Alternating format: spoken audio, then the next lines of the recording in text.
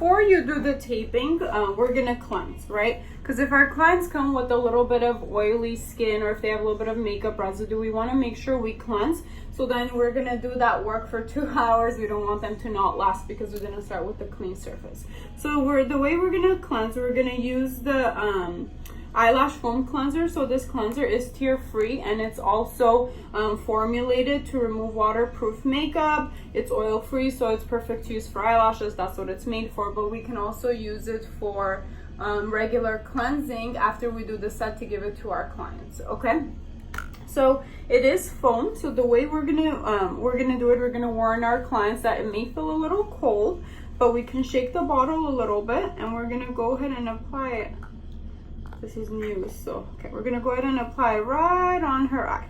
Okay, and it comes with this neat little brush. We're literally just gonna brush it to clean in between the eyelashes and the whole eye area. And we can have a tissue with us. We can have a tissue with us to cleanse, see if any makeup, if anything's coming off, which is nice. In this case, it's not.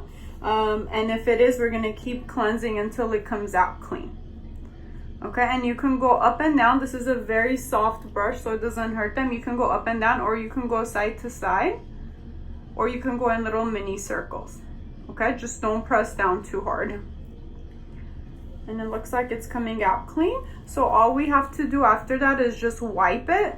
And it is okay to stay on there, it's safe. But I recommend when you're doing a full set, go ahead and wet your tissue or paper towel and really cleanse it with water for the last time, and then prime it and start. Okay, so this is what you do. And of course, then we'll use our fan. Can you please grab that yellow fan for me?